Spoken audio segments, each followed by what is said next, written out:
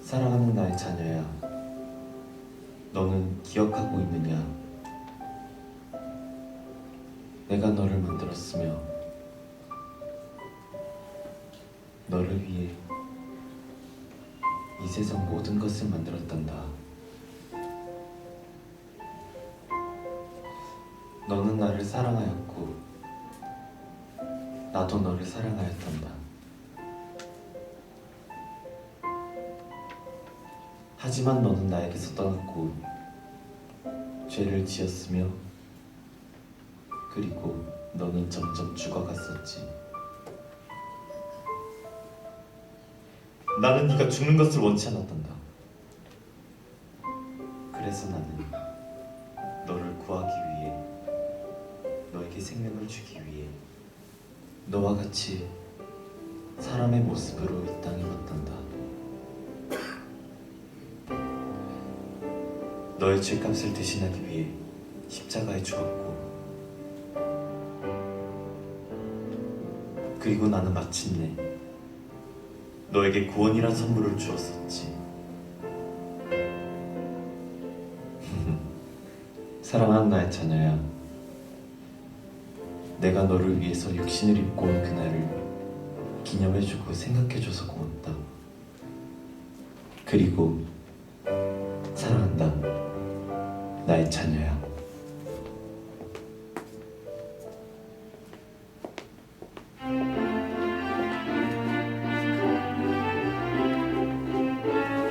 예수님 이 땅에 오셔서 감사해요.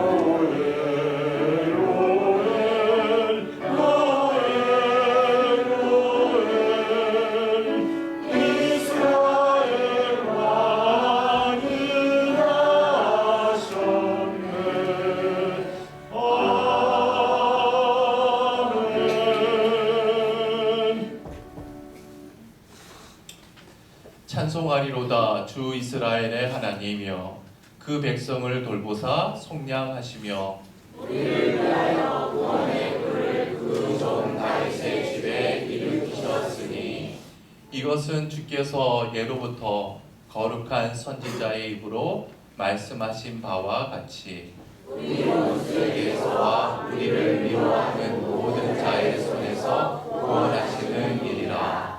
우리 조상을 긍휼히 여기시며 그 거룩한 언약을 기억하셨으니 우리 조상 아브라함에게 하신 맹세라. 우리가 원수의 손에서 건지심을 받고 종신토록 주의 앞에서 성결과 의로 두려움이 없이 섬기게 하리라 하셨도다. 이는 우리 하나님의 긍휼로 인함이라.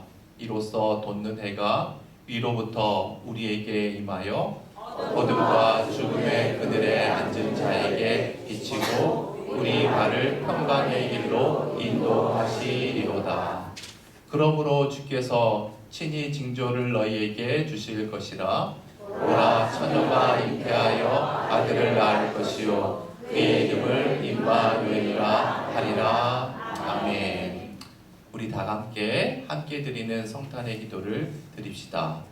사랑의 주님, 우리를 창조하시고 또한 우리를 죄 가운데에서 구원하시기 위해 친히 이 땅에 오신 예수님께 감사와 찬양을 올려드립니다. 오늘 성탄 예배로 불러주시고 예배 드릴 수 있는 은혜를 베풀어 주셔서 감사합니다. 이 시간 주님의 자녀들이 올려드리는 성탄 예배를 기쁘게 받아 주옵소서. 선한 목자로 오셔서 양떼를 인도하시며 양들을 위해 자기 목숨을 버리신 주님, 자신을 온전히 버리심으로 연약한 우리를 품으시며 사랑하고 위로하시는 생명의 주님을 더 깊이 알아가는 성탄절이 되게 하옵소서. 별을 보고 찾아와 아기 예수께 경배했던 동방 박사들의 모습 속에서 믿음의 은혜를 배우게 하시고 마리아의 순결한 삶과 순종을 배우게 하시고 요셉을 통해서는 겸손의 덕과 의로움을 배우게 하옵소서. 이제부터 성탄의 복된 소식을 이웃들에게 담대하게 전하도록 우리에게 용기와 힘을 주시고 당신의 구유에 우리의 진실된 마음을 드리오니 영원토록 성탄의 정신으로 살아가게 하옵소서. 함께 예배드리는 새강림교회 모든 성도님들 가정에 성탄의 은총이 충만하게 하옵소서. 예수님의 이름으로 기도합니다. 아멘. 우리 임마누엘 성가대의 찬양이 있겠습니다.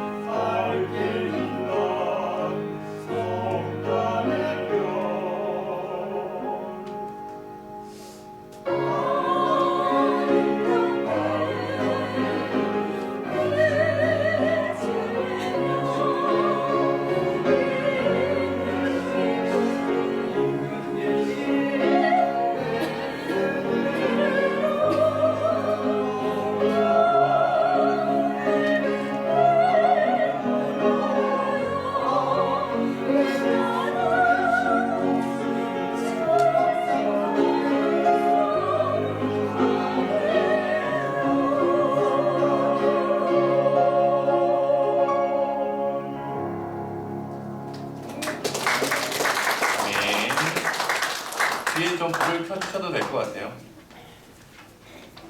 자, 오늘 하나님께서 우리에게 주시는 말씀입니다. 이사야 9장 6절 한 절 말씀인데요. 우리 다 일어나서 함께 오늘 주실 말씀 봉독해 보겠습니다.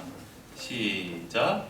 이는 한 아기가 우리에게 낳고 한 아들을 우리에게 주신 바 되었는데 그의 어깨에는 정사를 메었고 그의 이름은 기묘자라 모사라 전능하신 하나님이라 영존하시는 아버지라 평강의 왕이라 할 것이니라. 이는 하나님의 말씀입니다. 아멘. 여러분, 인생은 기다림의 연속이라고 할 수가 있죠. 우리 학생들이 가장 기다리고 있는 것이 뭐예요? 그렇죠, 방학이죠. 방학을 기다릴 겁니다. 직장인이 가장 기다리는 것은 뭘까요? 그렇죠, 월급날, 휴가 뭐 이런 거겠죠. 여행을 준비하는 사람은 어떤 걸 기다릴까요? 출발일을 손꼽아 기다리겠죠. 그러면 예수님을 믿는 그리스도인들은 무엇을 기다리며 살아야 할까요? 이 질문에 대한 성경의 대답은 너무나도 명확합니다.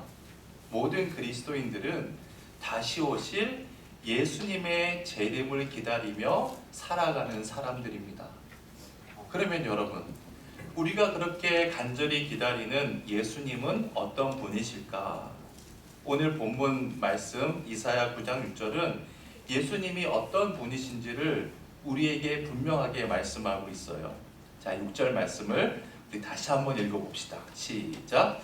이는 한 아기가 우리에게 낳고 우리에게 주신 바 되었는데 그의 어깨에는 정사를 메었고 그의 이름은 기묘자라 모사라 전능하신 하나님이라 영존하시는 아버지라 평강의 왕이라 할 것이니라. 자, 보세요.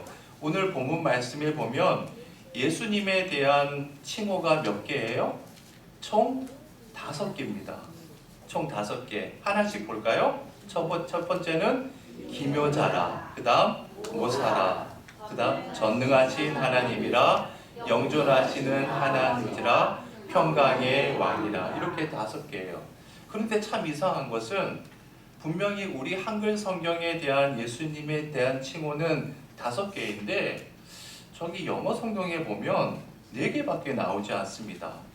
어디서 이런 차이가 나올까? 바로 첫 번째 칭호예요.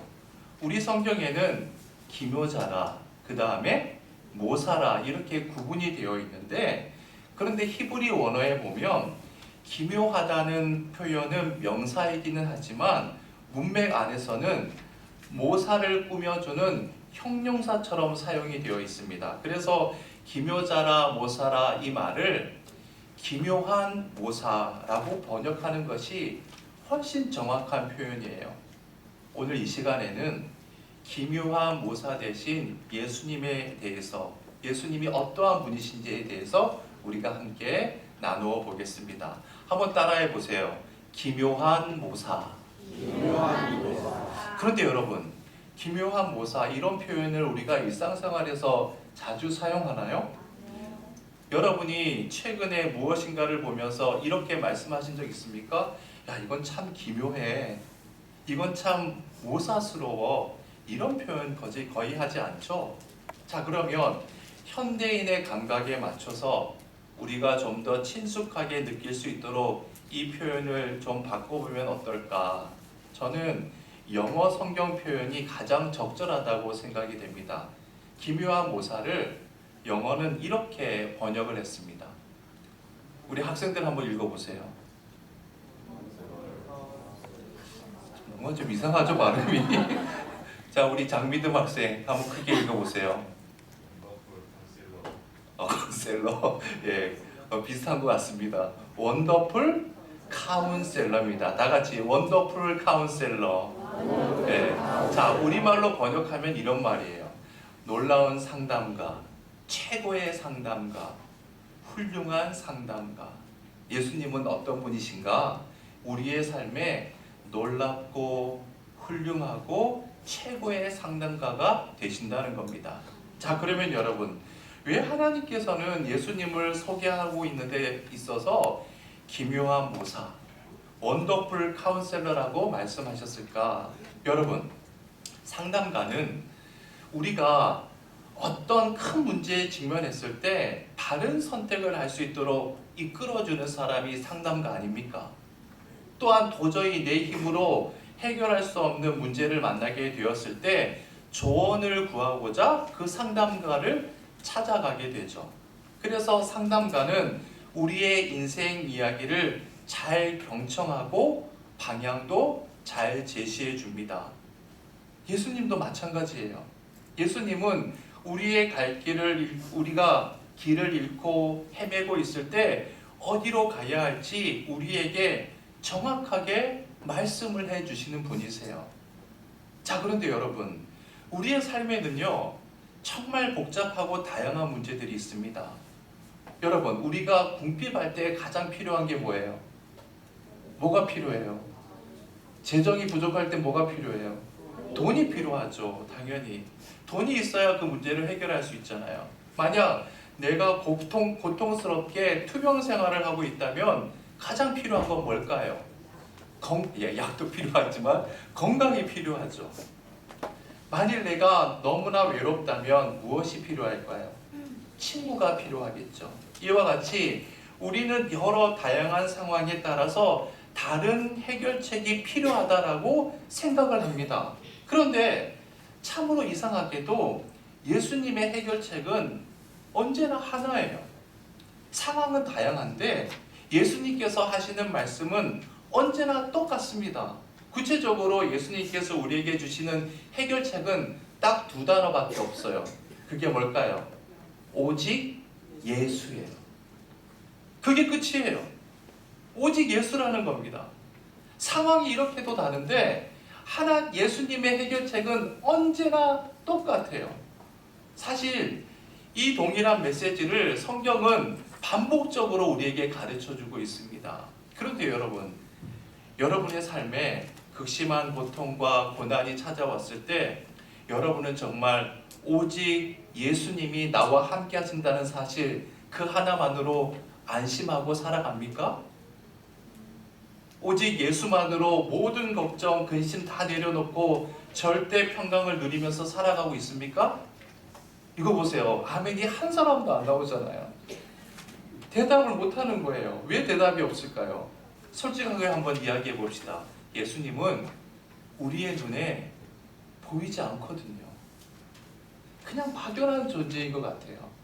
그래서 여러분, 우리는 보이지 않는 예수님보다 눈에 보이는 돈이나 환경이나 다른 사람을 의지할 때가 많은 것 같아요.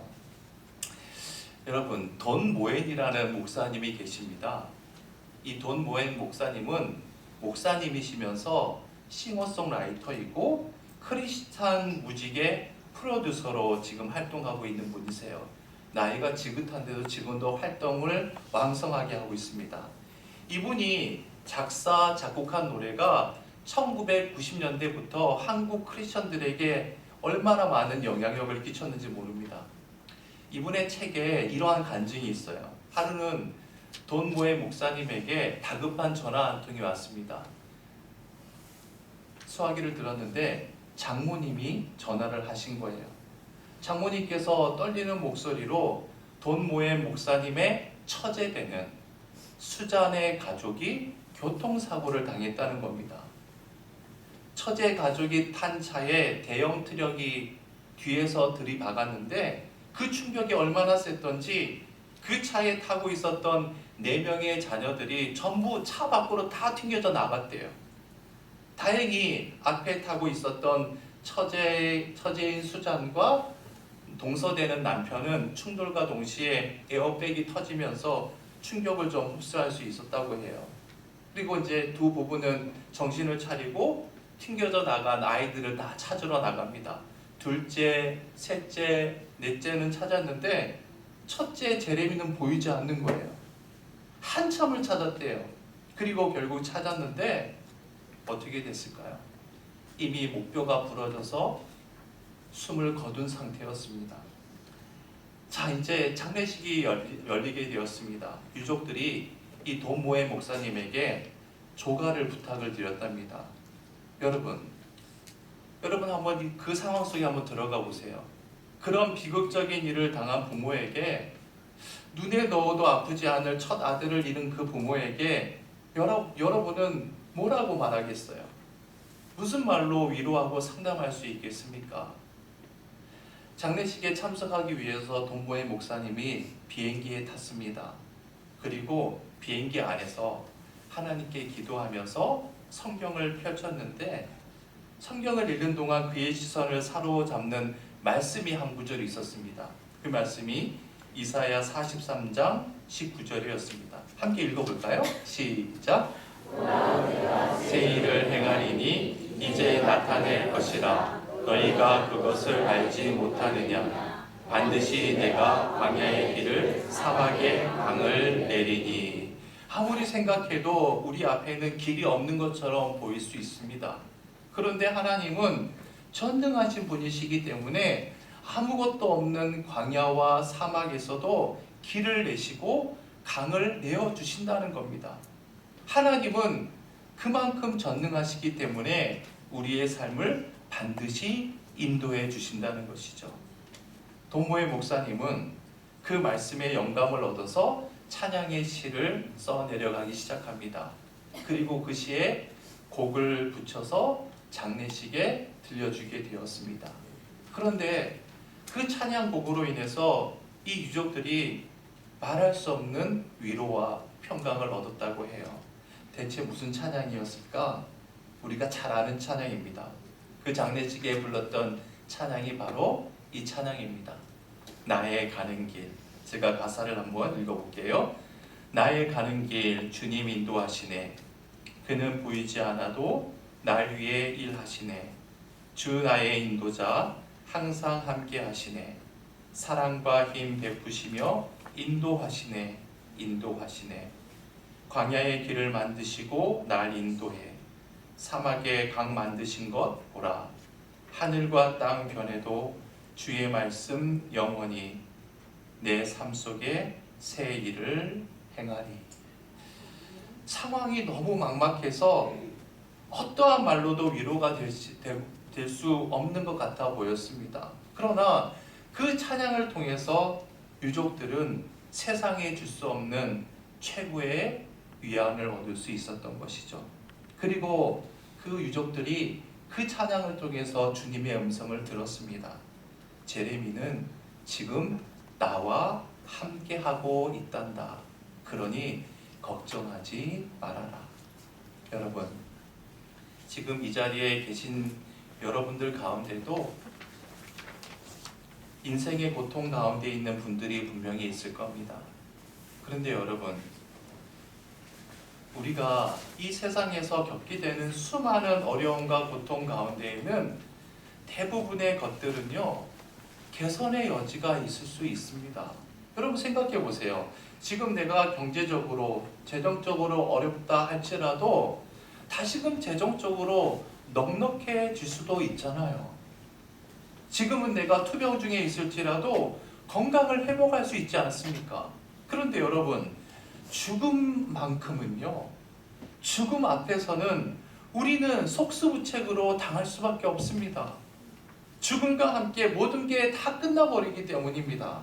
죽음 앞에서 우리가 할 수 있는 일이 도대체 무엇이겠어요? 그런데 그 상황 속에서도 예수님의 해결책은 똑같아요. 그 해결책이 뭐예요?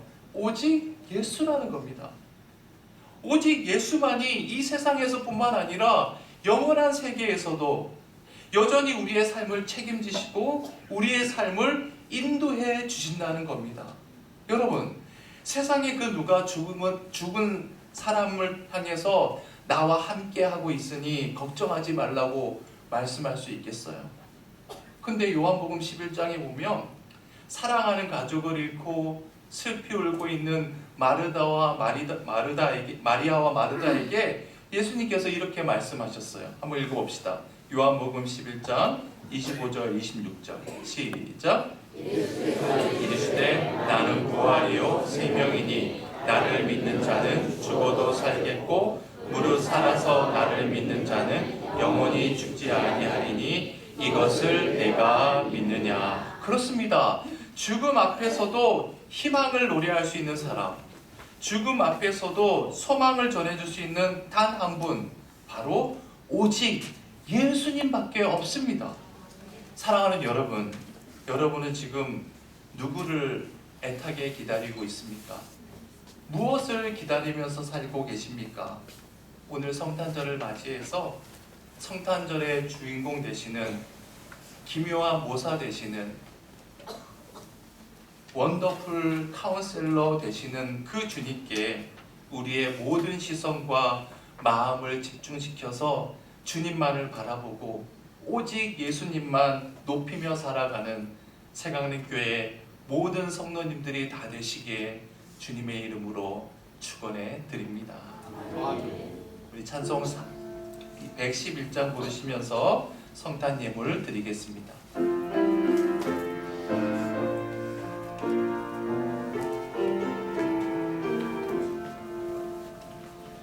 귀중한 복의 합을 주 앞에 드리고 우리의 몸과 마음도 다 함께 바치세. 진리는 오묘하고 사랑은 성결해. 주께서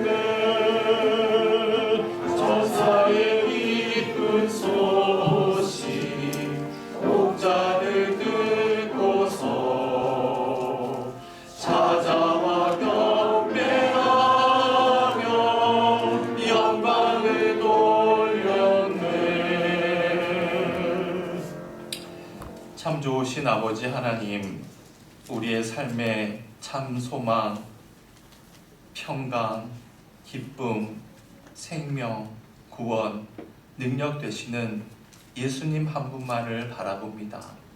그리고 주님만을 의지합니다.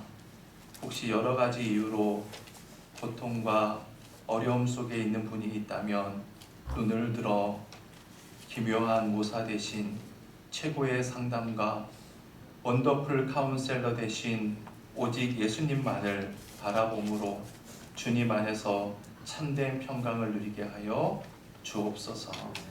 이제 주님 앞에 성탄 감사 예물을 드립니다. 우리가 드리는 이 예물이 2000년 전 동방에서 온 박사들이 드렸던 황금, 유향, 몰약이 되어서 성탄의 기쁨이 이웃들에게 전해지는 귀한 도구로 쓰임받게 하여 주옵소서. 예수 그리스도의 이름으로 축복하며 감사 기도 드리옵나이다. 아멘.